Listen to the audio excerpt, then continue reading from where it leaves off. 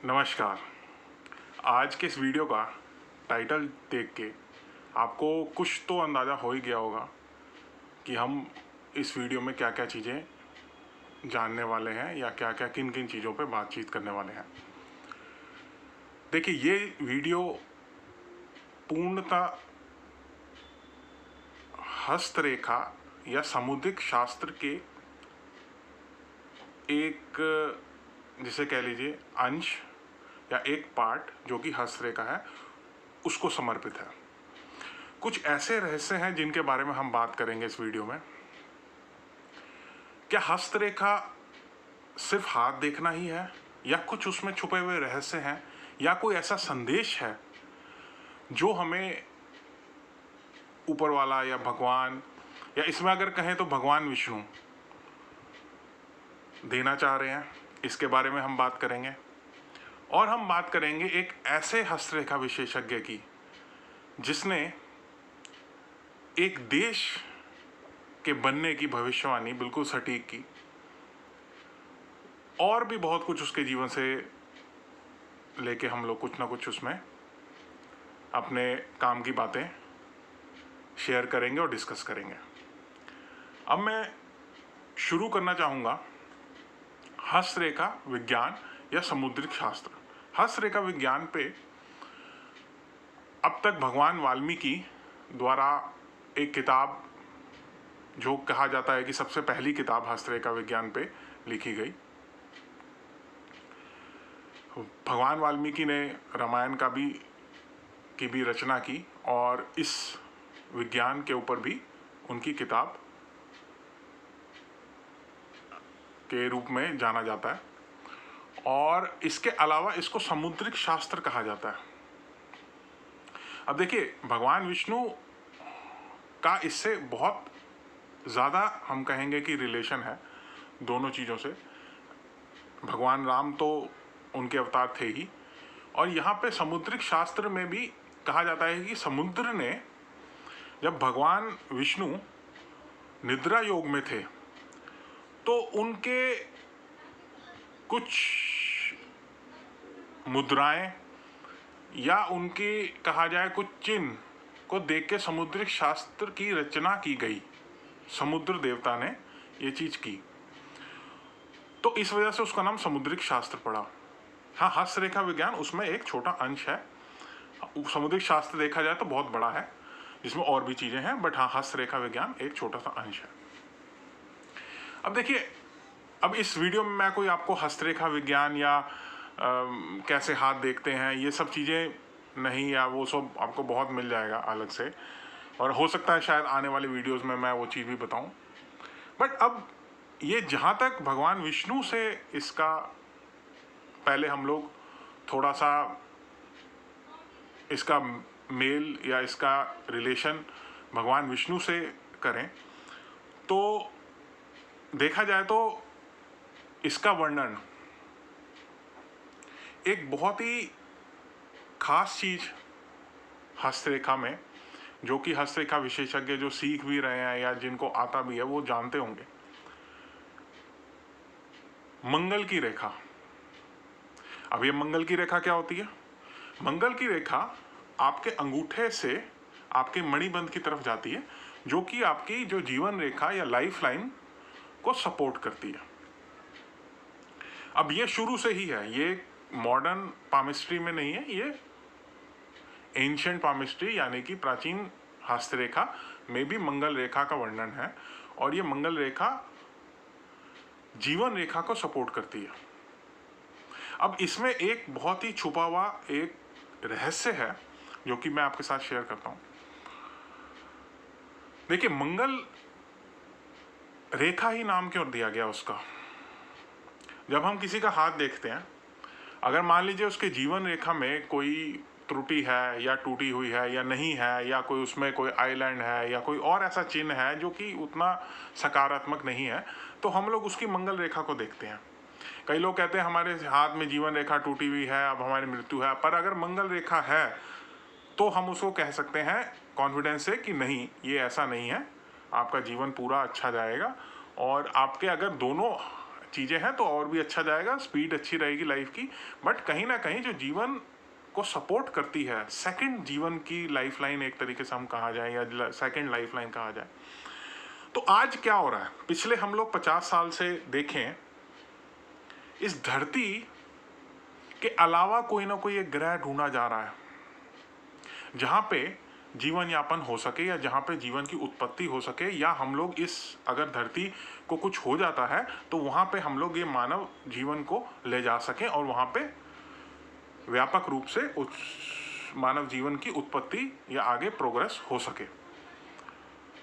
तो इस कड़ी में मंगल ग्रह बार बार आता है साइंटिस्ट के सामने या हरे के सामने कि अगर लाइफ यहाँ धरती पे खत्म हो गई तो हमारे पास सिर्फ मंगल ग्रह ही ऐसा बचेगा जहाँ पे लाइफ को ले जा सकेंगे हम। तो इसमें हमारा बहुत एक बड़ा रोल है कि हम ये समझें कि जो जीवन रेखा अगर मान लीजिए किसी के हाथ में टूटी हुई है तो उसके लिए मंगल है, मंगल रेखा है। और अगर मान लीजिए ये हमारे आने वाले 100 साल के लिए, या आने वाले, हो सकता है उससे पहले भी ये चीज़ हो जाए कि हम मंगल ग्रह पे जीवन को ले जा पाए, तो ये एक छुपा हुआ संदेश इस हस्तरेखा विज्ञान में दिया गया है। अच्छा, अब हम लोग कहेंगे कि भाई जो अगर वहाँ पे जीवन है तो इसका कहाँ पे और वर्णन है, तो इसका वर्णन भगवत गीता में भी है और श्रीमद् भागवत पुराण में भी है, जहाँ पे भगवान कहते हैं, अध्याय 8 के श्लोक 16 में श्री कृष्ण कहते हैं कि इस लोक के अलावा भी बहुत लोक हैं जिनके कारक, या यानी कि जिनके रचयिता वो हैं जहाँ पे जीवन है। और इसके अलावा भी अगर कोई देखना चाहे, अब कोई लोग बोलते हैं कि इसमें थोड़ा सा कॉन्ट्राडिक्शन, या कहते हैं कि नहीं ये लोक तो पाताल लोक और ये सब आकाश लोक ये सब हो सकते हैं, ये कोई अलग ग्रह की बात नहीं हो रही। बट अगर आपको और थोड़ा गहराई में जानना है तो भगवत पुराण इसमें बहुत डिटेल में दिया हुआ है कि जीवन हमारी इस धरती के अलावा और भी जगह पे पॉसिबल है, और भी जगह पे हो सकता है, जिसका इस हस्तरेखा विज्ञान में बहुत ही क्लियरली बोला गया है कि अगर लाइफ लाइन आपकी हट गई तो मंगल रेखा है, यानी कि मंगल ग्रह है। और ये साइंटिस्ट आज इस चीज को मान रहे हैं, जबकि ये हजारों सालों से हमारे इस विज्ञान में पहले से मौजूद है और पहले से इसको बताया गया है बहुत क्लियरली। अच्छा, अब हम लोग आते हैं एक ऐसे हस्तरेखा विशेषज्ञ पे जिसका नाम बहुत ही फेमस कीरो कहा जाता है। ये एक आयरिश हस्तरेखा विशेषज्ञ, आयरिश पुरुष थे जो भारत आए, और भारत में उन्होंने बॉम्बे में के आसपास उन्होंने कोंकण में एक ब्राह्मण के पास गए, जहाँ पे इन्होंने लिखा है अपनी जीवनी में कि वहाँ पे उसने इनको कोई ऐसी किताब दी जिसमें कि काफ़ी हद तक हस्तरेखाएं और हस्तरेखा के एग्जाम्पल्स और हस्तरेखा के वो सब थे, और उसमें उन्होंने ये चीज़ साफ लिखी कि ये सुनहरे अक्षरों में बहुत ही ऐसी किताब थी जो हर एक को नहीं पढ़ पाता था, हर एक को नहीं उपलब्ध थी।